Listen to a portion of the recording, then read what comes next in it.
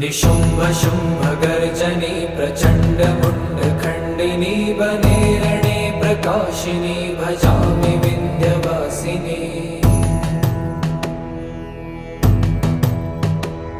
त्रिशूलमुण्डधारिणी धराविघातहारिणी गृहे गृहे निवासिनी भजामि विन्ध्यवासिनी। दरिद्र दुःखहारिणी सदा